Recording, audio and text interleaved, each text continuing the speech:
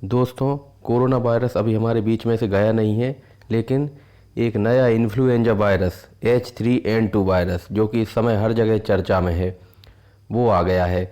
और उसकी वजह से जो है वो देश में इस समय यानी इंडिया के अंदर मौतें भी बढ़ गई हैं। लगभग आज की डेट में बात करें तो 5 मौतें अभी तक हो चुकी हैं। तो आज की डेट में सबसे बड़ा सवाल यही है कि अगर किसी व्यक्ति को सर्दी जुकाम हो गया है तो उसे जो है वो H3N2 वायरस का टेस्ट कब कराना चाहिए। साथ में अगर पॉजिटिव रिपोर्ट आ जाती है तो जो है वो क्या करना चाहिए। साथ में ये भी सवाल उठता है कि इसका टेस्ट किस तरह से होता है। तो ये सारा कुछ आज इस वीडियो में आपको बताऊंगा।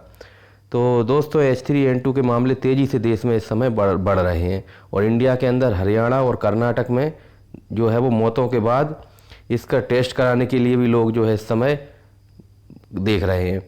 तो जो H3N2 वायरस है ये एक तरह से मौसमी बुखार, जो एक सीजनल फीवर होता है, वायरल फीवर होता है, उसकी तरह ही इसमें भी जो है वो सर्दी जुकाम और बुखार होता है।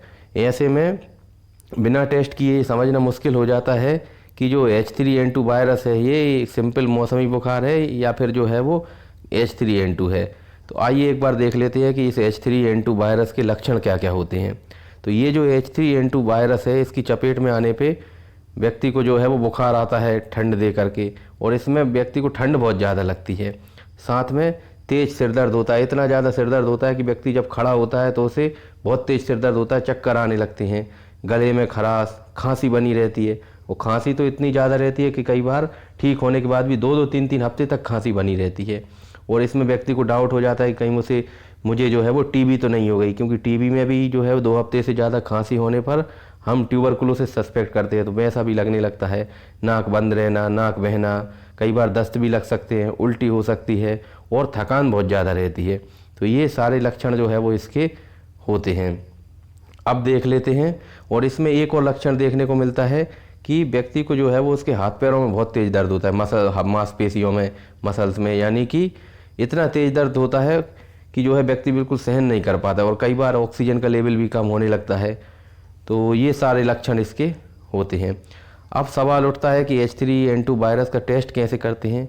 तो जो H3N2 वायरस है ये भी जो है वो इसका टेस्ट जो है वो कोरोना के टेस्ट की तरह ही होता है, यानी कि नाक और मुंह में से इसमें सैंपल लिया जाता है और इसका जो है वो RT-PCR जैसा टेस्ट किया जाता है और इसकी रिपोर्ट कुछ घंटों में तैयार हो जाती है। एक बार अगर H3N2 वायरस पॉजिटिव आ जाता है तो जो डॉक्टर्स हैं वो एंटीवायरल दवाओं के जरिए जो है वो इलाज करते हैं या फिर सिम्टोमेटिक ट्रीटमेंट करते हैं, यानी जिस तरह का सिम्टम्स है, जैसे बुखार है तो बुखार की टैबलेट दे देंगे, हाथ पैर दर्द है तो उस तरह के पेन किलर दे देंगे, या फिर डिहाइड्रेशन हो रहा है तो उसके लिए जो है वो ORS का घोल वगैरह, ज़्यादा पानी पीने की सलाह देते हैं। तो ये सारा कुछ करते हैं। अब सबसे बड़ा सवाल ये उठता है कि अगर H3N2 वायरस की रिपोर्ट पॉजिटिव आ गई तो क्या करें। तो सबसे पहले तो हमें जो है वो कोविड-19 के प्रोटोकॉल, जो कि अभी आप स्क्रीन पे देख रहे हैं, ये फॉलो करना होते हैं। इसमें हमें आइसोलेट हो जाना है कुछ समय के लिए, यानी कि हमें घर के अंदर ही एक कमरे में जो है वो, और घर वालों से भी जो है, ख़ासतौर पे जो घर के अंदर वृद्ध लोग हैं जिनकी उम्र ज़्यादा है, उनसे हमें दूर रहना है ताकि उन्हें जो है वो संक्रमण ना फैले। दूसरा, हमें जो है वो अपने हाथों की साफ़ सफाई रखना है। साथ में जो गाइडलाइंस हैं उसके हिसाब से चलना है, यानी सोशल डिस्टेंसिंग रखना है, प्रॉपर मास्क पहनना है, और किसी भी तरह की समस्या होने पर, जैसे सांस लेने में तकलीफ हो रही, तो अपने डॉक्टर को।